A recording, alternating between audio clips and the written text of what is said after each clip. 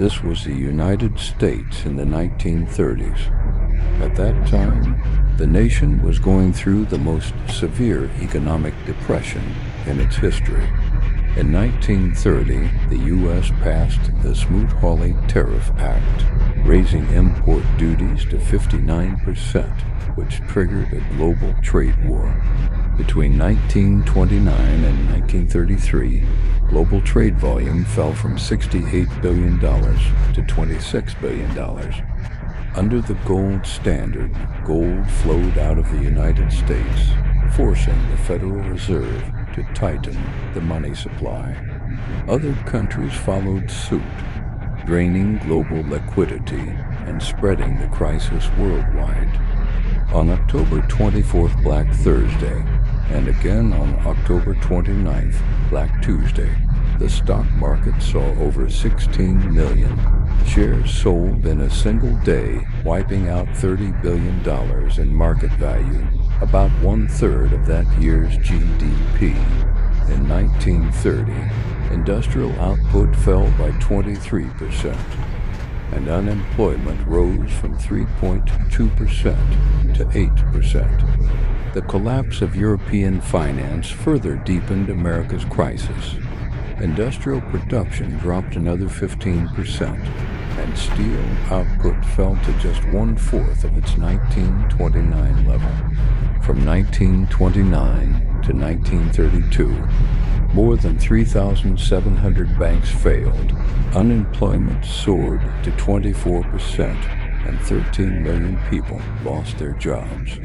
So-called Hoovervilles, makeshift shanty towns, appeared across the country. There were many reasons behind the financial crisis. During the 1920s, Americans became obsessed with stock speculation. People believed buying stocks was a guaranteed way to make money. Even those who didn't understand the companies they invested in joined the frenzy. What made this more dangerous was the extremely low barrier to entry.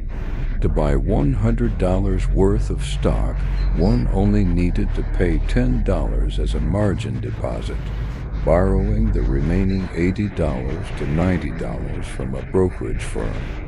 This kind of high leverage, using a little of one's own money and a lot of borrowed money, gave people the illusion that they could make big profits from small investments. For example, if someone invested $10 as margin and borrowed $90 to buy $100 worth of stock, a price increase could double their money. But if the stock fell, they not only lost their $10, but also owed money to cover their debts. With such speculation, the stock market index skyrocketed from 100 points in 1924 to 381 points in 1929, nearly tripling in 5 years. But this growth was purely inflated. It didn't reflect real company earnings. By 1929, when no one was left to buy, the market collapsed. Many investors lost everything, and even the brokerage firms and banks that had lent money went bankrupt.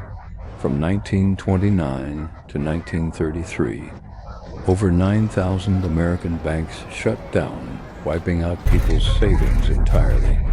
Another problem was overproduction and weak consumption. During the 1920s, American industry expanded rapidly. For example, automobile production rose from 1.9 million in 1920 to 5.3 million in 1929. However, while production increased, most people couldn't afford to buy these products. Between 1920 and 1929, industrial output rose by 40%, but workers' wages increased by only 10%. Wealth became concentrated in the hands of a few. The richest 1% of Americans owned 30% of the nation's wealth, while 80% of families barely met basic living needs. The agricultural sector suffered even more. During World War I, American farmers expanded production to sell grain to Europe, earning substantial profits. But after the war, Europe resumed its own farming, and American crops and cotton could no longer find buyers.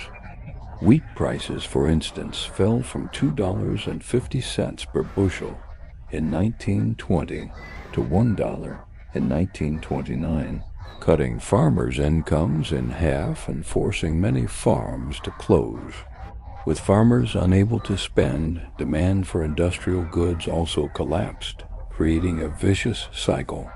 Unsold goods piled up, factories cut production, workers lost jobs, and consumption fell even further. The Great Depression was not only an American tragedy, it became a global one.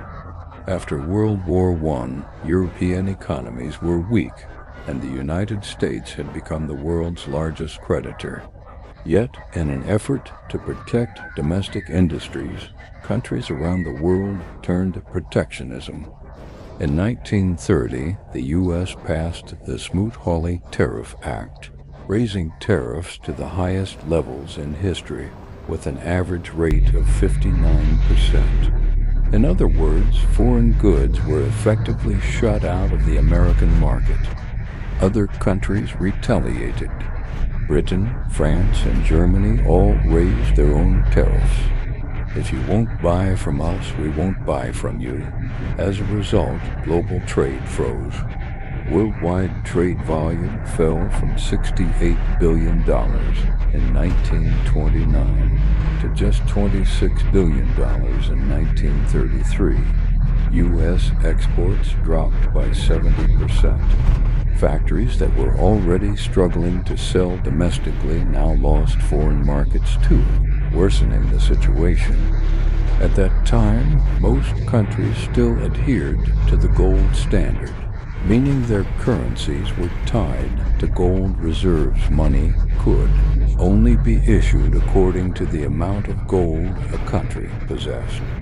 After the stock market crash, people rushed to exchange their money for gold, leading to massive outflows.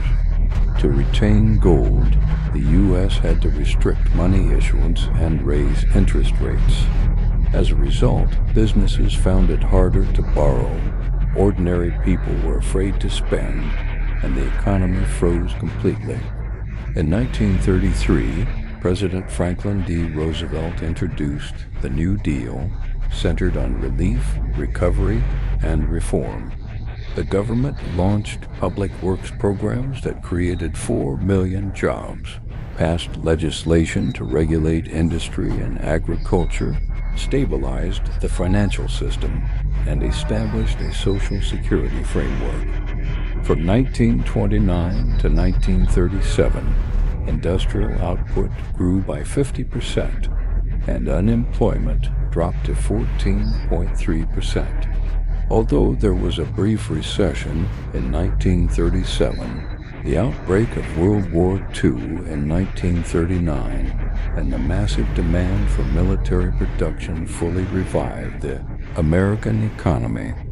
Looking back, the causes of the Great Depression, from the collapse of stock market speculation and financial leverage to imbalances in the real economy, to the breakdown of global trade cooperation, all serve as warnings about the hidden risks in economic systems.